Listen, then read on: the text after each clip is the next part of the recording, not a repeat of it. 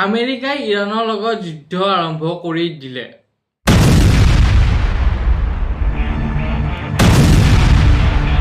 ইৰাণৰ supreme leader Ali খামনেই এই যুদ্ধৰ মৃত্যু হ'ল বুলি খবৰ ওলাইছে। Iran's supreme leader, the 86-year-old Ayatollah Ali Khamenei, is dead. Ali খামনেইৰ মৃত্যুৰ প্ৰত্যুত্তৰ দিবলৈ ইৰাণে মধ্য বিশ্বৰ দেশসমূহক আক্ৰমণ কৰিবলৈ ধৰিলে।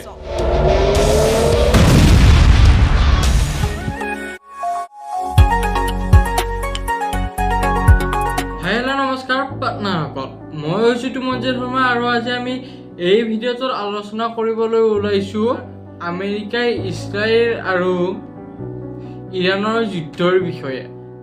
আমেৰিকাই ইৰাণৰ লগত কিয় যুদ্ধ কৰিলে? আলী খামেনেই কোন আছিল?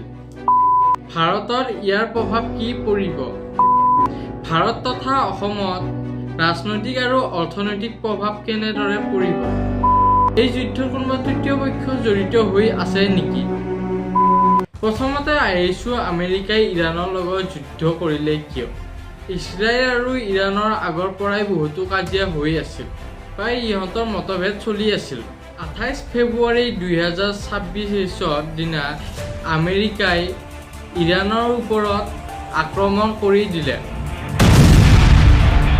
আৰু সেই আক্ৰমণৰ ফলত ইৰাণৰ সুপ্ৰিম লিডাৰ আলী খামনেইৰ মৃত্যু হয়। লগতে তাতে বহু কেইজনো টপ লেভেলৰ কামাণ্ডো আছিল আৰু আলী খামনেই আৰু টপ লেভেলৰ যিখিনি কামাণ্ডো বা তেওঁলোকৰ চিকিউৰিটি আছিল, তেওঁলোকৰ এখন মিটিং চলি আছিল। আৰু এতিয়া প্ৰশ্ন হয়, সেই মিটিংখনৰ কথা কেনেদৰে গম পালে আমেৰিকাই? ডনাল্ড ট্ৰাম্পে বহুত দিন আগতেই কৈছিল যে আলী খামনেইৰ ওপৰত ডনাল্ড ট্ৰাম্পৰ তীক্ষ্ণ নজৰ আছে বা তেওঁ দৃষ্টি কৰি আছে। ইয়াৰ দ্বাৰা গম পোৱা যায় যে এই কথাও হয়তো ডনাল্ড ট্ৰাম্পে গম পাইছিল যে তেওঁলোকৰ এখন মিটিং চলি আছে আৰু সেই মিটিংখনত কামাণ্ডো আৰু টপ লেভেলৰ যিবিলাক আছে তেওঁলোক সেই মিটিংখনতে থাকিব। আৰু সম্ভৱ তেনেকৈয়ে গম পাই আমেৰিকাই ইৰাণৰ ওপৰত আক্ৰমণ কৰিলে আৰু সেই ঠাইতে ইৰাণৰ পাৰমাণৱিক বোমাৰ নিৰ্মাণ কাৰ্য চলি আছিল আৰু সেই পাৰমাণৱিক বোমা প্ৰায় শেষ হোৱা পৰ্যায় পাইছিলগৈ। যদি ইৰাণৰ পাৰমাণৱিক বোমা যদি সম্পূৰ্ণ হ'ল হয়, তেনেহ'লে ইৰাণে আমেৰিকা বা অন্য ৰাষ্ট্ৰসমূহৰ লগত যুদ্ধ কৰিবলৈ সহজ হ'ল হয় আৰু ইৰাণ এক শক্তিশালী দেশ হিচাপে পৰিগণিত হ'ল হয়। আৰু আমেৰিকা হৈছে সকলোতকৈ ওপৰত থাকিব খোজা দেশ আৰু সকলোকে দমন কৰি ৰাখিব খোজা এখন ৰাষ্ট্ৰ। সেয়েহে ইৰাণক শেষ কৰি আমেৰিকা নিয়ন্ত্ৰণত ৰাখিব খুজিছিল, কিন্তু তেনে কথা নহ'ল।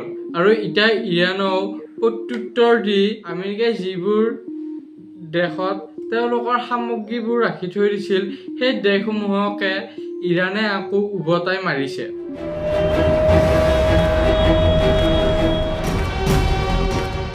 এতিয়া প্ৰশ্ন আহে, আলী খামেনেই কোন আছিল? আলী খামেনেই আছিল ইৰাণৰ সুপ্ৰিম লিডাৰ। সুপ্ৰিম লিডাৰ হৈছে ইৰাণৰ শ্ৰেষ্ঠ, মানে সুপ্ৰিম লিডাৰেই সকলোবোৰ কাম চলাইছিল। মানে ক'ত কেতিয়া যুদ্ধ হ'ব, কাৰ লগত কি বোমা অস্ত্ৰ ব্যৱহাৰ কৰা হ'ব, এই সকলো কাম সুপ্ৰিম লিডাৰৰ হাততেই আছিল। আলী খামেনেইৰ মৃত্যুৰ পিছত আমেৰিকা আৰু ইজৰাইলে ভাবিছিল যে ইৰাণ শেষ হৈ পৰিব বুলি, কিন্তু তেনে কথা নহয়। কিয় কৈছোঁ শুনক আপোনালোকে। বাকী নিউজ চেনেল বা কিছুমানে এই বিষয়ে নকয়। আচলতে ইৰাণে 4 লেভেল অফ ছাকচেছন প্লেন বনাই থৈছে। ইৰাণো কম বস্তু নহয়। 4 লেভেল অফ ছাকচেছন অৰ্থাৎ প্ৰত্যেক গুৰুত্বপূৰ্ণ লিডাৰৰ কাৰণে নেক্সট পজিশ্যনৰ কাৰণে 4টাকৈ অল্টাৰনেটিভ ৰাখি থয়। যদি ইমাৰ্জেঞ্চি হয় বৰ্তমান সময়ৰ নিচিনাকৈ, তেতিয়া কণ্টেনজেঞ্চি প্লেন ৰেডি থাকে। আৰু এনেবোৰ কথা চাই পেলাই গম পোৱা যায় যে সুপ্ৰিম লিডাৰ নতুনকৈ কোনোবা হৈছে। আকৌ কিছুমান লোকে ভাবিব পাৰে বৰ্তমানৰ জনৰ নামনো কিয় ঘোষণা কৰা নাই। ইৰাণ ইমানো মুখ্য নহয় যে তেওঁ বাৰে বাৰে ভুল কৰিব। যদি নাম কয় বা নাম ডিক্লেয়াৰ কৰে তেনেহ'লে নতুনকৈ যিজন সুপ্ৰিম লিডাৰ আছে সেইজনকো আকৌ ইজৰাইল বা আমেৰিকাই আকৌ মাৰি পেলোৱা চান্স আছে।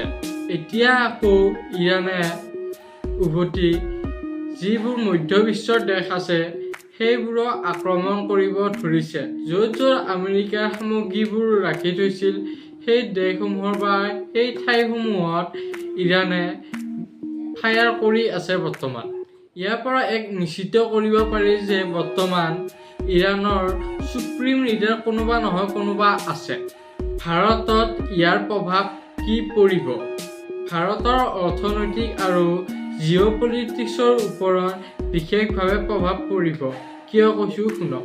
ভাৰততেই নহয়, যদি এনেদৰে যুদ্ধ চলি থাকে তেনেহ'লে প্ৰায়ভাগ দেশতে অৰ্থনীতি ডুবি যাব বা অৰ্থনীতিৰ সংকট পৰিব। আৰু বৰ্তমান ইৰাণে এক্সপৰ্ট আৰু ইম্পৰ্ট কৰা দেশসমূহৰ যোগাযোগৰ ব্যৱস্থা বন্ধ কৰি থৈ দিছে। ষ্ট্ৰেইট অফ হৰমুজ বুলি এটা ঠাই আছে য'ত ইৰাণৰ একেবাৰে কাষতে আছে আৰু সেই ঠাইতে য'ত জাহাজবোৰ চলাচল কৰে আৰু সেই ঠাইতে এক্সপৰ্ট ইম্পৰ্টবোৰ চলি থাকে। মানে এক কথা সেইখিনিৰে বাণিজ্যৰ এক ঘাটি আৰু সেই ঠাইখিনিতে এতিয়া ইৰাণে বোমা মাৰি আছে বা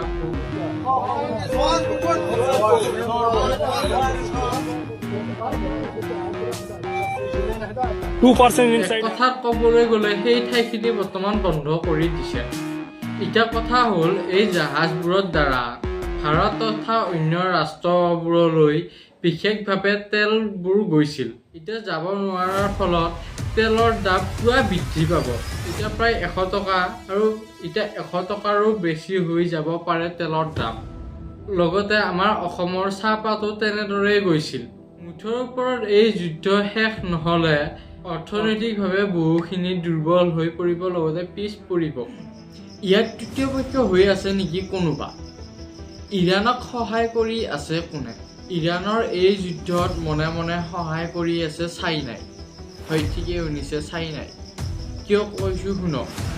ইৰাণ আৰু চাইনাৰ মাজত এখন 25 বছৰীয়া চুক্তি আছিল আৰু সেই চুক্তিখনৰ নাম আছিল চাইনা ইৰাণ ষ্টেটিষ্টিক্স এগ্ৰিমেণ্ট। এই চুক্তিখনৰ মতে ইৰাণৰ 80% তেল চাইনাই কিনে আৰু কাৰেঞ্চিটো ডলাৰত নহয়। কাৰেঞ্চিটো চাইনাৰ যিটো উৱান বুলি আছে, চাইনাৰ কাৰেঞ্চিত বা চাইনাৰ উৱানত পইচাটো দিয়ে। ইয়াত দুয়ো পক্ষৰে লাভ। ইৰাণে তেল বেছি উৱান লয়, ইৰাণে তেল বেছি চাইনাৰ পৰা চাইনাৰ কাৰেঞ্চি লয়। আকৌ ইৰাণে চাইনাক উৱান দি ইৰাণৰ যিবিলাক প্ৰয়োজনীয় সামগ্ৰী বা কিছুমান মিছাইলবোৰ চাইনাৰ পৰা ক্ৰয় কৰে। মানে দুয়োটাৰ প্ৰয়োজনবোৰ পূৰণ কৰি আহিছে বা পূৰণ কৰে। সেয়ে এই যুদ্ধৰ সময়তো চাইনাই ইৰাণক সহায় কৰি আছে। ভালপানাসকল, আৰু ভিডিঅ'টো আজি মই ইমানতে সামৰিব খুজিছোঁ। আৰু কেনেকুৱা পালে জনাব, আৰু এনেকুৱা ধৰণৰ ভিডিঅ' লাগে নেকি আপুনি কমেণ্ট বক্সত জনাই দিব।